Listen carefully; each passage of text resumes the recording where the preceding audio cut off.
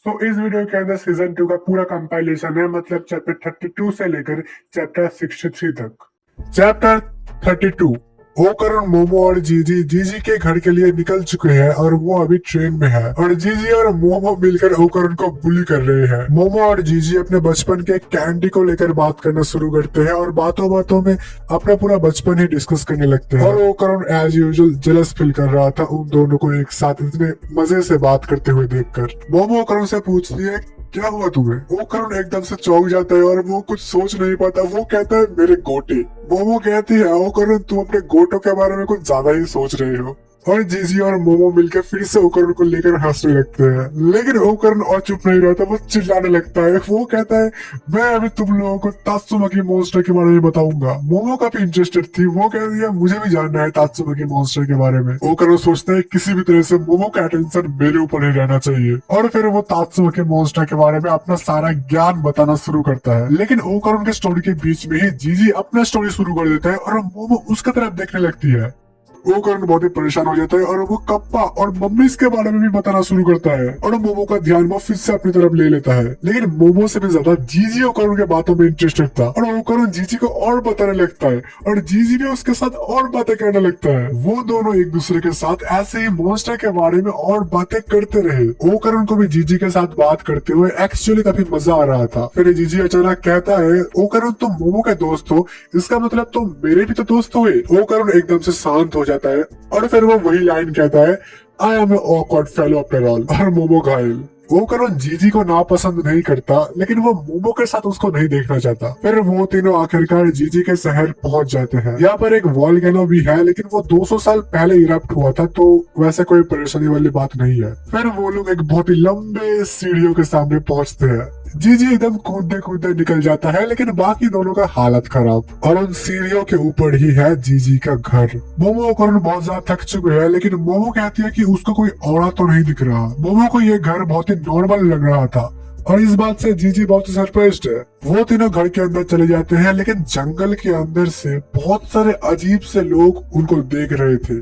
Chapter 33।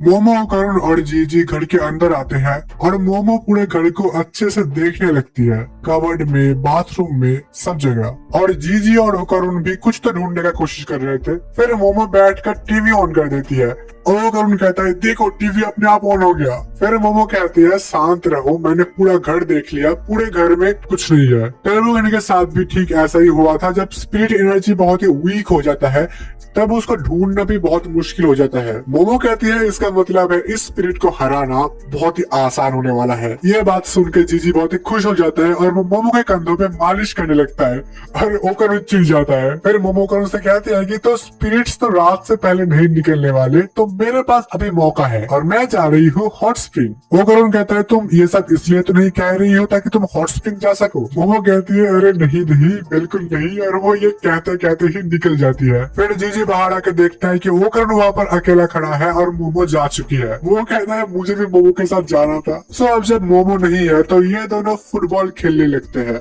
मतलब जीजी ओकरण को सिखा ही रहा था। ओकरण सोचता है, अगर मैं अभी अच्छे से प्रैक्टिस करके फुटबॉल सीख लूं तो मोमो के आने पे मैं उसको इम्प्रेस कर दूंगा। और वो मन ही मन ये सब सोच के खुश होने लगता है। फिर अचानक जीजी ओकरण से पूछता है, क्या तुम्हें मोमो अच्छी लगती है? ओकरण जवाब देता है कि मोमो उसकी पहली दोस्त है और उसे वो बहुत रिस्पेक्ट देता है और मोमो उसके लिए बहुत ही इम्पोर्टेंट है। फिर जीजी एकदम सीधे मुंह कह देता है कि वो मोमो को पसंद करता है और ओकरण बिल्कुल भी टाइम वेस्ट नहीं करता और वो चिल्ला देता है कि मैं भी।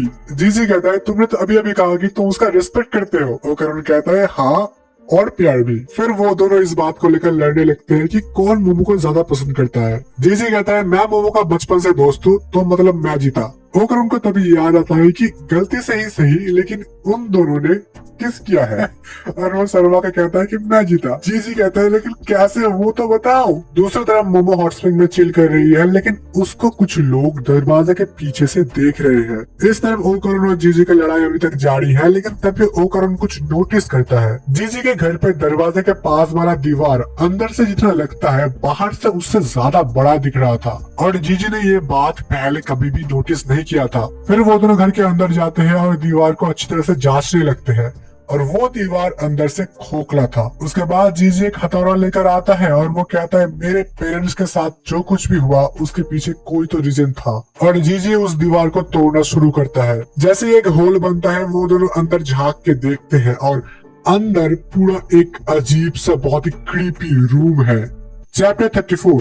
जीजी और करण बहुत ही शौक में है कि ये क्या ढूंढ लिया उन्होंने।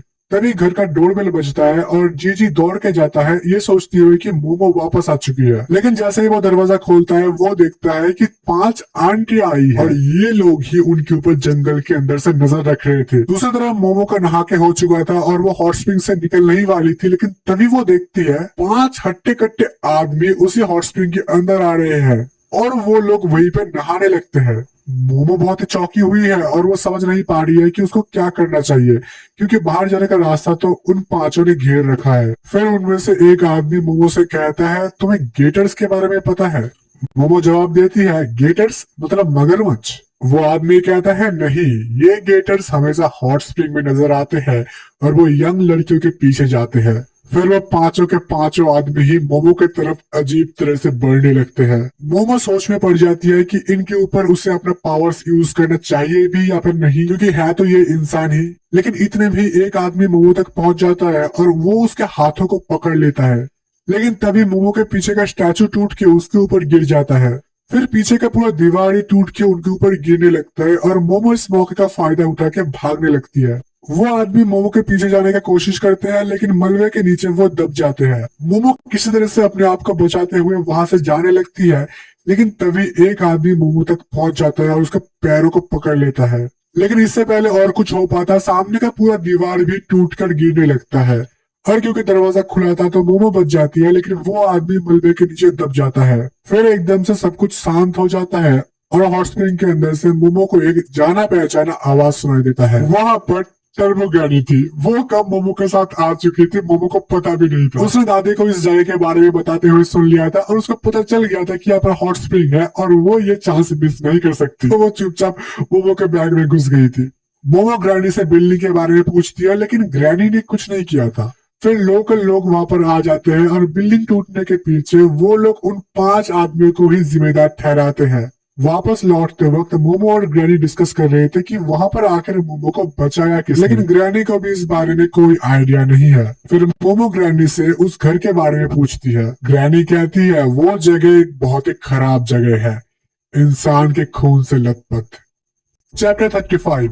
जीजी मुस्कुराते हुए उन लोगों को अपने घर के अंदर आने देता है और वो लोग लिटरली जीजी के घर पे बैठकर अपना ही पार्टी शुरू कर देते हैं। उनमें से एक औरत जीजी को अपने साथ बैठकर बातें करने के लिए कहती है और जीजी भी हंसी खुशी मान जाता है। तो बात ये है कि ये घर भाड़े का है और इन लोगों ने ही जीजी के पेरेंट्स को ये घर भाड़े पे दिया था, और जब से जीजी के पेरेंट्स बीमार हुए हैं तब से ये लोग घर का भाड़ा नहीं ले रहे हैं। ये बात तो शुक्र है कि जीजी और ओकारो ने इनके देखने से पहले ही दीवार में वो छेद एक पोस्टर से कवर कर दिया था। फिर वो औरत जीजी को कहती है तुम हमारा परमिशन लिए बिना ही गायब हो गए थे। जीजी कहता है मैं अपने दोस्त होकर उनको अपने साथ रहने के लिए लाने गया था। फिर वो औरत कहती है मुझे पता है तुम नहीं करोगे, लेकिन क्या तुम एक और स्पीड मीडियम को लाने का सोच रहे हो? फिर बाकी 4 औरत भी जीजी के ऊपर इस बात को लेकर चीखने लगते हैं कि तुमको कैसा लग सकता है कि यहाँ पर कोई भूत है, और ऐसे ही और भी सारी बातें। जीजी फिर थोड़ा सा परेशान होकर ओकर उनकी तरफ उंगली करके दिखाता है कि क्या आप लोगों को ये कोई स्पीड मीडियम जैसा दिख रहा है? फिर वो औरत एक गन निकालती है और वो जीजी की तरफ वो गन दिखाकर उसको धमकाने लगती है कि इन पहाड़ों में अक्सर कई एक्सीडेंट होते रहते हैं। इतने में घर में एक पुलिसमैन आता है और उस पुलिस के साथ वो 5 आदमी भी थे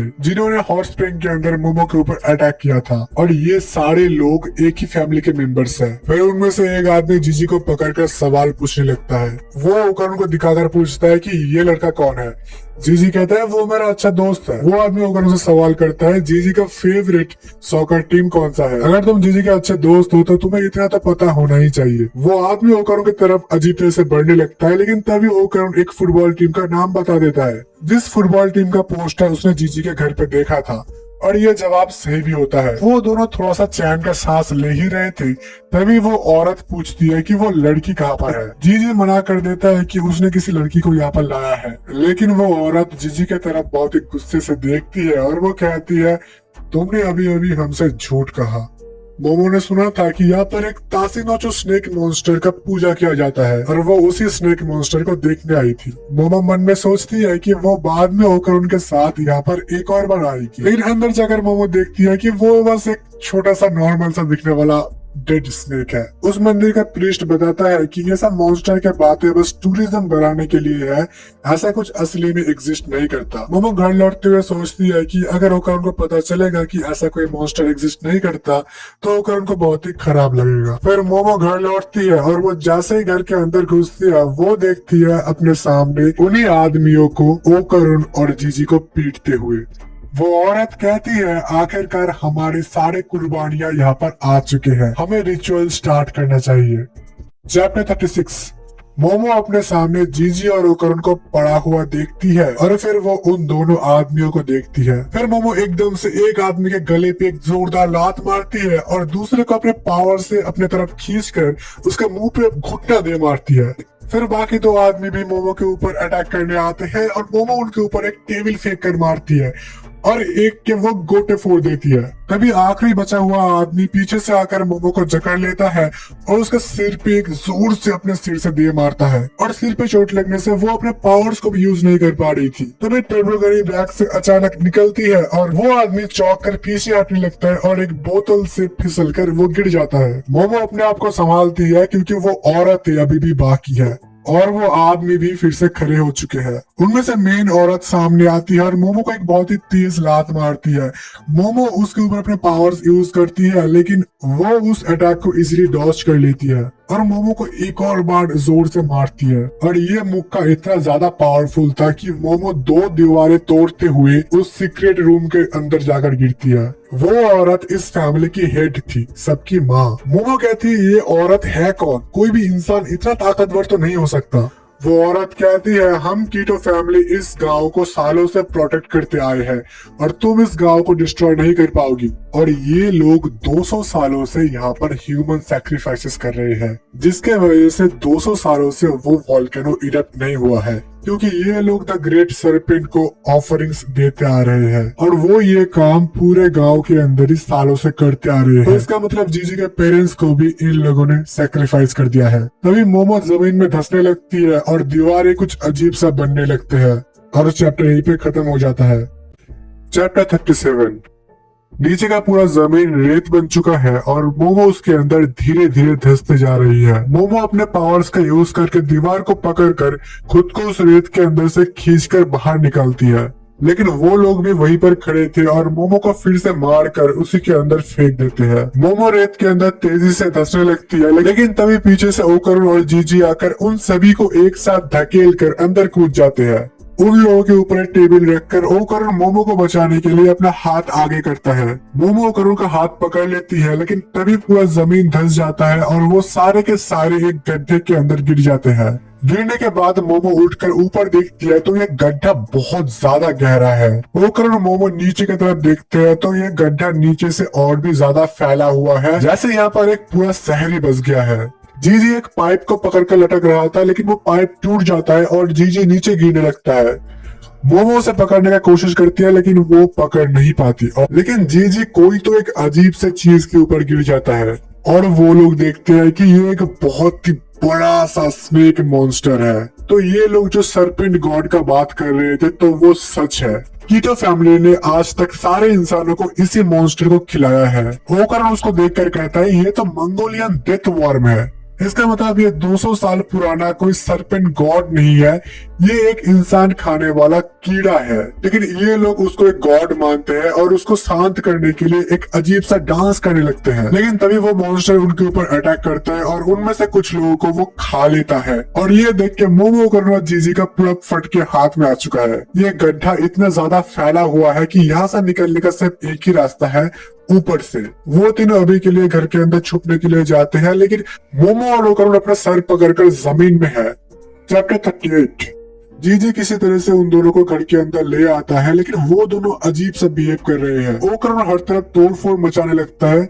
जीजी उसको रोकने के लिए जाता है लेकिन तभी उसको एक आवाज सुनाई देता है और वो एकदम से मोमो और ओकरुन को लेकर वहाँ से हट जाता है और ठीक तभी वो मॉन्स्टर वहीं पर ही अटैक करता है। लेकिन जीजी किसी तरह से मोमो और ओकरुन को बचा लेता है। जीजी को ये समझ में आ जाता है कि ये मॉन्स्टर आवाज के पीछे अटैक करता है। तभी जीजी पीछे मुड़कर देखता है ओकरण खुद को कैंची से मारने का कोशिश कर रहा है।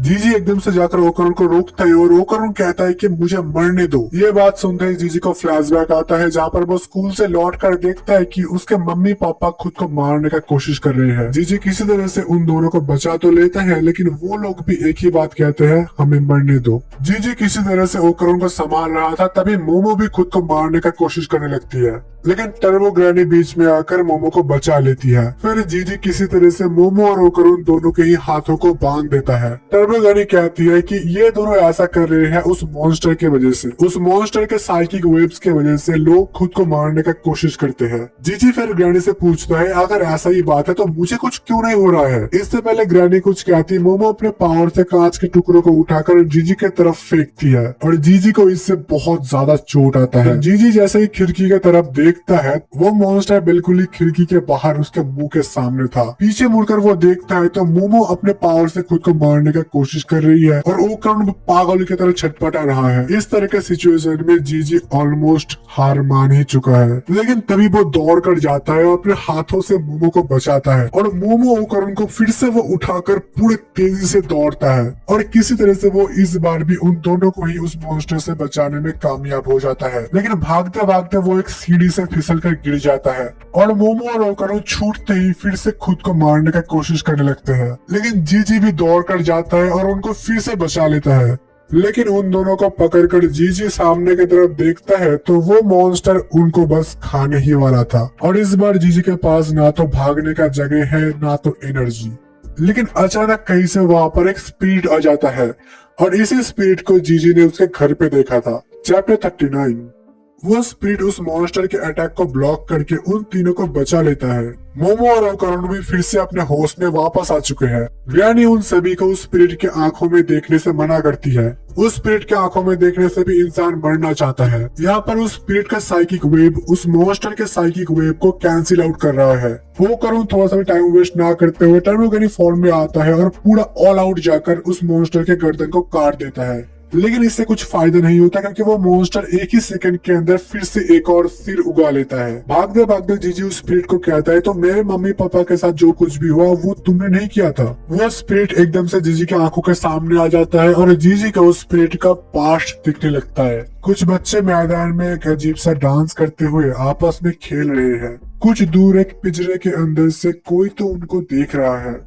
उस पिंजरे के अंदर उन्हीं की उम्र का एक और बच्चा था, लेकिन वो बहुत ही खराब हालात में था। वो अकेले अकेले ही उनके तरह ही डांस करता है। एक ज्वालामुखी फटता है और चारों तरफ आग लग जाता है, लावा बहने लगता है। उस बहते हुए लावा के सामने एक लकड़ी के टुकड़े पे वही बच्चा बंधा हुआ है। कुछ लोग उस बच्चे का कुर्बानी दे रहे थे। जिंदा जलते हुए वो बच्चा एक ही बात सोचता है कि वो बस एक बार उन बच्चों के साथ खेलना चाहता है। उस बच्चे का पूरा शरीर जल जाता है और बच्चा कुचा कौवे खा जाते हैं। एक परिवार खाना खा रहा है और वहीं पर वो पहले वाला बच्चा भी है जो अभी एक स्पिरिट बन चुका है और उसको इस फैमिली का बच्चा देख सकता है। वो स्पिरिट उस बच्चे को डांस करके बहलाने का कोशिश करता है, लेकिन तभी उसको कुछ महसूस होता है कि इस घर के नीचे कुछ तो है। और कुछ दिनों बाद उस बच्चे का माँ बाप भी खुद का जान ले लेते हैं। फिर वहाँ पर कुछ लोग आते हैं और उस बच्चे को ले जाते हैं और ये लोग और कोई नहीं बल्कि कीटो फैमिली के पूर्वज थे और उस बच्चे को भी जिन्होंने मारा था वो लोग भी कीटो फैमिली के ही मेंबर्स थे और ये लोग इस बच्चे को भी कुर्बानी देने के लिए उसको बांध कर रखते हैं। वो स्पीड बहुत कोशिश करता है उसको बचाने के लिए, लेकिन वो कुछ नहीं कर पाता और फिर वो और कोई चारा ना देखकर खुद को उस बच्चे के साथ मर्ज कर लेता है और इसी तरह से इस स्पिरिट का जन्म हुआ था। चैप्टर 40।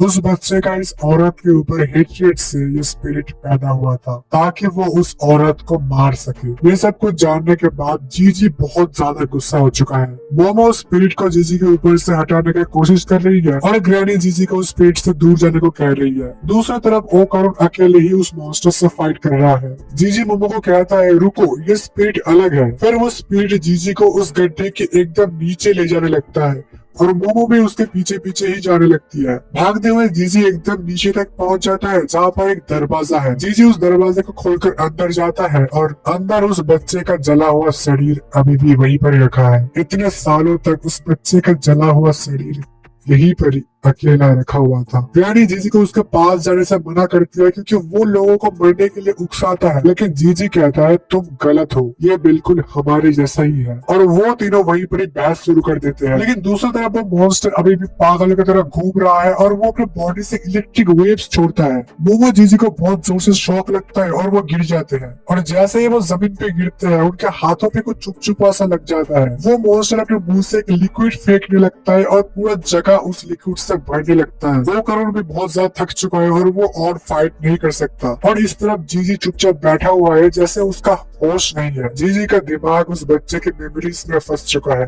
जीजी उससे माफी मांगता है उसे बिना वजह नफरत करने के लिए। वो बच्चा कहता है मुझे खेलना है सबके साथ। जीजी उस बच्चे से कहता है ठीक है तो हम लोग एक साथ खेलेंगे। और तभी अचानक जीजी को कुछ होने लगता है और वो दर्द से चिल्लाने लगता है। तब वो ग्रैनी कहती है मैंने तुमसे पहले ही कहा था वो स्पिरिट इविल है। मोमो जीजी हिल नहीं सकते और ऊपर से वो मॉन्स्टर वहीं पर ही आ चुका है। मोमो उठने की कोशिश करती है लेकिन वो खुद को छुड़ा नहीं पाती और वो मॉन्स्टर मोमो को बस खाने ही वाला है। लेकिन तभी साइड से कोई आता है और उस मॉन्स्टर को रोक देता है और वो उस मॉन्स्टर के मुंह पे इतना जोर से लात मारता है कि वो सारे घर तोड़कर बाहर जाकर गिरता है। मोमो उसके तरफ देखती है ये है कौन। जीजी को उस स्पिरिट ने पोजेस कर लिया है और वो कहता है आखिरकार ये बॉडी मेरा हुआ, अब मैं सारे इंसानों को मार दूंगा। चैप्टर 41। मोमो उससे पूछती है जीजी क्या ये तुम हो। ग्रैनी मोमो को कहती है अपने साइकिक पावर्स को जल्दी तैयार करो वरना हम लोग गए। और ग्रैनी का बात खत्म होने से पहले ही जीजी मोमो को एक बहुत जोर से किक करता है। मोमो जीजी को कहती है जीजी अपने आप को संभालो, क्या कर रहे हो तुम ये। वो कहता है तुम किसके बारे में बात कर रही हो, ये बॉडी अब मेरा है। वो मॉन्स्टर फिर से अपने नया सर उगा चुका था और वो एक और इलेक्ट्रिक अटैक करता है, लेकिन जीजी अपने चारों तरफ एक सील्ड बना लेता है और खुद को बचा लेता है। वो कहता है ये घर श्रापित है उन सारे आत्माओं से जिनका कुर्बानी यहाँ पर दिया गया है। जीजी अपने मुट्ठी से उन सारे आत्माओं को मिलाकर एक बॉल बनाता है और उस बॉल को इस गड्ढे के दीवारों पे किक करके उस मॉन्स्टर के ऊपर अटैक करने लगता है और उस मॉन्स्टर के चीथड़े उड़ जाते हैं, लेकिन वो जमीन में घुसकर खुद को बचा लेता है। मोमो ग्रैनी से पूछती है आखिर ये सब हो क्या रहा है। जीजी एक्चुअल में गिफ्टेड है और नॉर्मल इंसानों से उसके अंदर स्पिरिचुअल पावर बहुत ज्यादा मात्रा में है। इसी वजह से इविल आई उस स्पिरिट ने जीजी को अपना टारगेट बनाया। ग्रैनी कहती है खुद को तैयार करो, इससे निपटना आसान नहीं होगा। फिर इविल आई उस बॉल से मोमो के ऊपर अटैक करना शुरू कर देता है और मोमो के लिए उसके स्पीड के साथ कैचअप करना ऑलमोस्ट इम्पॉसिबल हो चुका था। इविल आई मोमो के ऊपर अपने पूरे ताकत से अटैक लॉन्च करने का तैयारी करता है, लेकिन वहीं पर ओकरण आ जाता है और उसके अटैक को ब्लॉक कर देता है और वो कहता है तुमने मोमो को चोट पहुंचाया, इसका अंजाम अच्छा नहीं होगा। चैप्टर 42।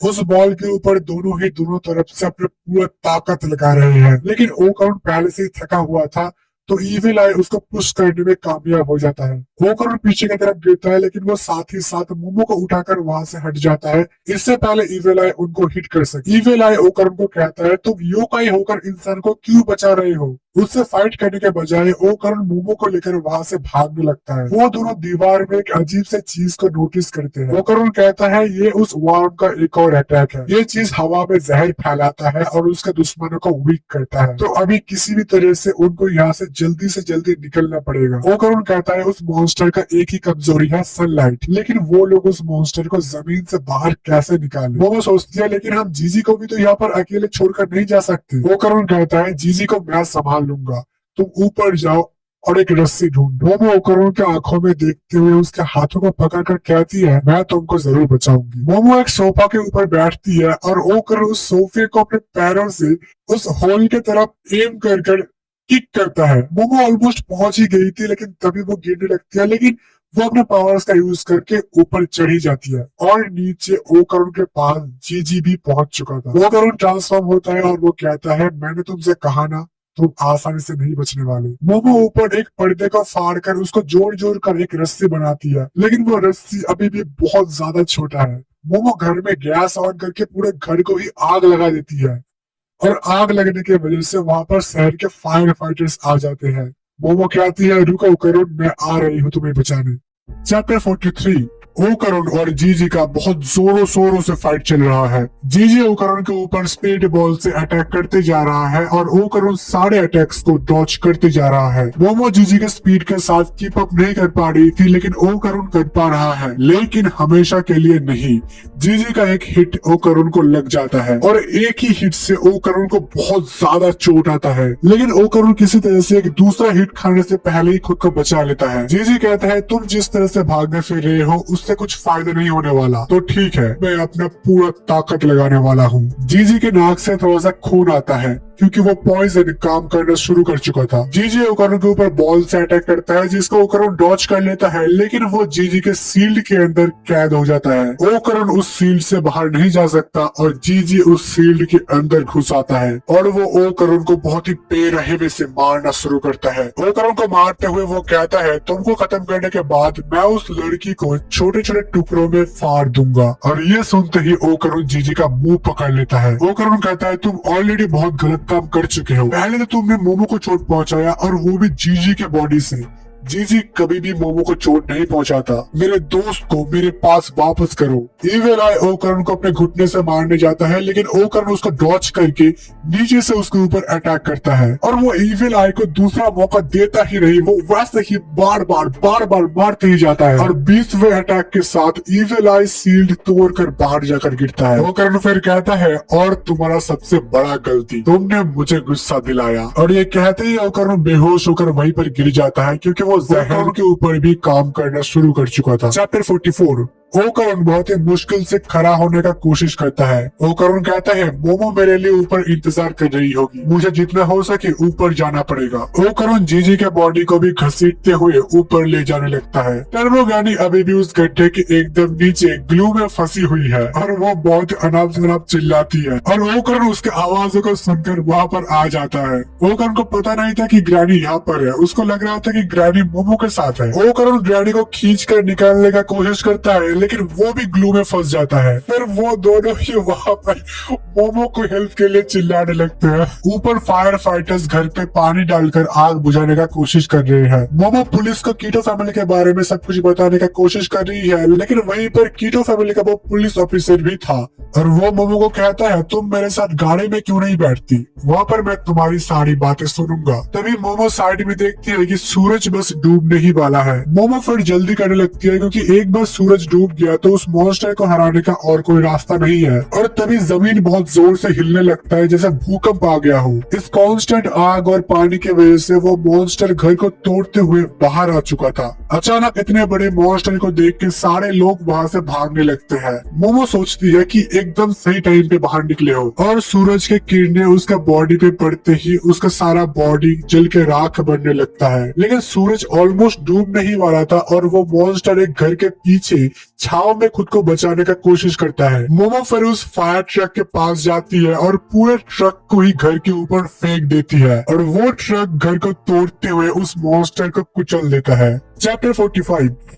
उस घर के हटते ही सूरज के डायरेक्ट किरणें उस मॉन्स्टर के बॉडी पे पड़ता है और उस मॉन्स्टर का पूरा बॉडी ही जल के राख हो जाता है। थोड़ी देर बाद मोमो जाकर चेक करने लगती है कि वो पूरी तरह से मरा भी या नहीं, और वो मॉन्स्टर हिलने लगता है। वो मॉन्स्टर उल्टी करके जितने भी इंसानों को उसने खाया था सबको बाहर निकल देता है और कीटो फैमिली के मेंबर्स उसके पेट में अभी तक जिंदा थे। वो मोमो को कहती है देखो बेवकूफ लड़की, तुमने क्या किया, सरपेंट गॉड को मार डाला। मोमो कहती है तुम्हारे इस फालतू के बातों के लिए मेरे पास टाइम नहीं है, मुझे दूसरों को भी बचाना है। लेकिन तभी जमीन एक और बार बहुत जोर से कांपने लगता है। वो औरत चिल्लाकर कहती है ये सब तुम्हारी गलती है, देखो तुमने हमारे साथ क्या किया। और तभी वो ज्वालामुखी जो 200 सालों से शांत पड़ा था वो फट जाता है। वो औरत कहती है इतने सालों तक सरपेंट गॉड ने ज्वालामुखी को शांत रखा था, लेकिन अब जब वो नहीं है तो अब इसको कोई नहीं रोक सकता। पूरे शहर को खाली करने के लिए अनाउंसमेंट होने लगता है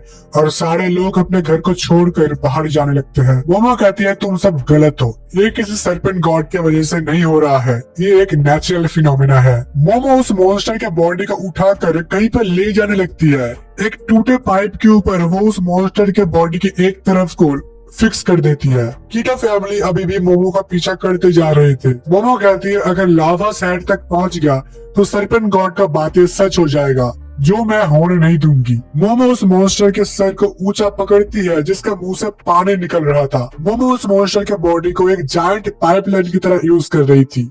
चैप्टर 46। जंगलों में पूरा आग लग चुका है। जंगल के अंदर से लावा शहर तक पहुंचने ही वाला है। मोमो उस बहते हुए लावा के सामने खड़ी होकर उस वर्म के मुंह से पानी फेंक रही है और ये एक्चुअली में काम भी कर रहा है। पानी के साथ साथ उस वर्म का थूक भी मिला हुआ था जिससे शहर तक आने से पहले ही मोमो लावा को रोकने में कामयाब हो जाती है। लेकिन जंगल का आग बहुत ज्यादा फैल चुका था, उसको रोकना भी जरूरी है। मोमो सोच रही थी कि कैसे किया जाए। इतने में वो बूढ़ी औरत मोमो को पीछे से मारती है। उनको अभी भी लग रहा था कि वो अपने सर्पेंट गॉड को बचा रहे हैं। वो सारे ही मोमो के ऊपर एक साथ अटैक कर देते हैं, लेकिन मोमो का हेल्प करने के लिए कोई वहाँ पर पहुंच चुका है और ये वही मंदिर का प्रीस्ट है जिससे मोमो पहले ही मिल चुकी थी। एक्चुअली दादी ने ही उसको मोमो का हेल्प करने के लिए भेजा है। प्रीस्ट कीटो फैमिली को रोकता है और मोमो आग बुझाने जाती है। मोमो फिर से आग बुझाना शुरू करती है, लेकिन थोड़ी देर बाद ही उस वर्म का बॉडी टूटने लगता है क्योंकि इविल आई होश में वापस आ चुका है और वो सबके ऊपर अपने बॉल से अटैक शुरू कर चुका है। वो औरत इविल आई का सामना करने की कोशिश करती है, लेकिन इससे पहले इविल आई उसको मार डाले मोमो उसको बचा लेती है। वो प्रीस्ट भी साइड से आ चुका है और वो इविल आई के ऊपर अटैक करता है, लेकिन वो भी ज्यादा देर टिक नहीं पाता। इविल आई बहुत ज्यादा स्ट्रॉन्ग है। इविल आई सबको मारने के लिए उतावला हो चुका है। मोमो कहती है, जीजी अपने आप को संभालो, अब तुम सच में किसी को मार डालोगे। और ओकरम कहाँ पर है? इविल आई मोमो की तरफ बढ़ रही है। वो प्रीस्ट और वो लेडी अपने आप को तैयार करते हैं। इविल आई वर्सेस ये तीनों लड़ाई शुरू होता है। चैप्टर 47। इविल आई उनके तरफ दौड़ते हुए ही अपने बॉल से अटैक करता है। वो तीनों ही उस बॉल को झुक कर डॉच कर लेते हैं, लेकिन इविल आई तब तक मोमो के ऊपर पहुंच चुका था और उसके ऊपर बस किक करने ही वाला था। लेकिन इससे पहले वो किक मोमो को हिट कर पाए, प्रीस्ट मोमो को किक करके हटा देता है। बूढ़ी औरत मौके का फायदा उठा के साइड से आकर इविल आई के ऊपर एक मुक्का जड़ देती है, लेकिन इससे कुछ खास फर्क नहीं पड़ता। ऊपर से वो औरत बाल बाल बचती है मोमो के वजह से। मोमो अपने पावर से इविल आई को पकड़ लेती है और उसको पकड़ रखती है और प्रीस्ट अटैक करने जाता है, लेकिन इविल आई उस अटैक को डॉच कर लेता है। मोमो अपने पकड़ इविल आई के ऊपर मजबूत करने का कोशिश करती है, लेकिन इविल आई अपने बॉल से मोमो के पावर से छूट जाता है और छूटते ही सबसे पहले वो प्रीस्ट को बहुत जोर से किक करता है और प्रीस्ट जंगल में जा गिरता है। इसके बाद इविल आई मोमो की तरफ अपने फुल स्पीड में बढ़ता है और मोमो के पावर्स काम नहीं कर रहे हैं। इविल आई मोमो के मुंह पे एक किक करने ही वाला है, बट उससे पहले इविल आई के मुंह पे ही एक बहुत जोर का पंच पड़ता है और इससे पहले इविल आई कुछ और समझ पाता, उसके ऊपर पंचेस का बरसात होने लगता है। यहाँ पर कप्पा एलियन आ चुका है, वही एलियन जिसका कुछ दिनों पहले मोमो और दादी ने मदद किया था और वो अपने साथ अपने स्पेसशिप में दादी को भी लाई है और दादी के साथ वो ह्यूमन एनाटॉमी मॉडल भी है। सब लोग आ चुके हैं।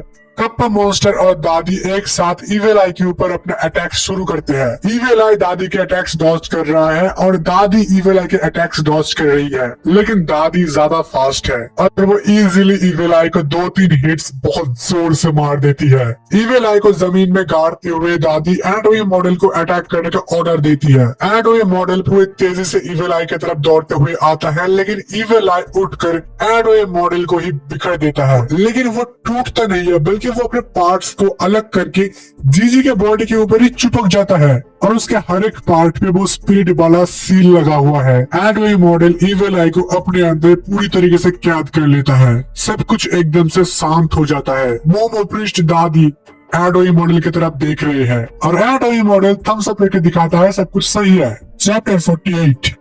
लेकिन जंगल का आग अभी भी बढ़ता जा रहा है, लेकिन कोई परेशानी का बात नहीं है क्योंकि अभी यहाँ पर एक स्पेसशिप है। उस स्पेसशिप के एंटी ग्रेविटी रे से उस वर्म के बाकी बॉडी को उठाकर पूरे जंगल में वो लिक्विड आराम से स्प्रे कर सकते हैं और ये काम कर रहा है उस कप्पा मॉन्स्टर का छोटा बच्चा। दादी प्रीस्ट का क्लास लगाती है कि मैंने तुमको कहा था संभाल के, तुमने चीजों को इतना खराब होने कैसे दिया। दादी एनाटॉमी मॉडल टारो को भी शुक्रिया कहती है।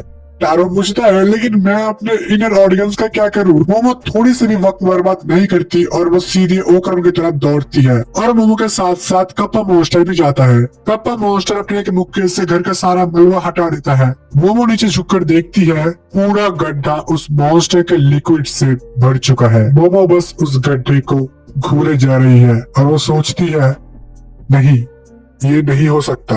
मोमो फिर एक लकड़ी का पट्टा उठाकर अंदर जाने का बात करती है। कप्पा एलियन उसको रोकने का कोशिश करता है, लेकिन मोमो कहती है मैंने उकरण को प्रॉमिस किया है, वो मेरे लिए इंतजार कर रहा होगा। ऊपर से वो छोटा कप्पा एलियन कहता है तुम्हें बेकार में मरने का जरूरत नहीं है, और वो अपने स्पेसशिप का बीम उस गड्ढे के अंदर एम करता है और कुछ तो एक बहुत बड़ा सा चीज उसके अंदर से निकल आता है। मोमो दौड़ कर जाती है और वो अपने हाथों से उस चीज को खोलने का कोशिश करती है। उसका हाथ जल रहा था लेकिन वो फिर भी नहीं रुकती। आखिरकार वो उसको खोलने में कामयाब हो जाती है और वो अंदर देखती है वो करुण ग्रैनी को जकड़ कर उसके अंदर किसी तरह से अभी भी जिंदा है। मोमो करुण को देखकर रो पड़ती है। वो करुण कहते हैं मोमो मुझे तुम्हारे ऊपर पूरा भरोसा था, और ग्रैनी इस तरफ गर्मी से परेशान चिल्लाने लगती है। मोमो कहती है अरे मैं तो तुम्हारे बारे में भूल ही गई थी। ग्रैनी और ओकरुण ने लकड़ी के पट्टों से अपने लिए थोड़ा सा जगह बना लिया था और उसके अंदर ही किसी तरह से वो दोनों जिंदा बच गए।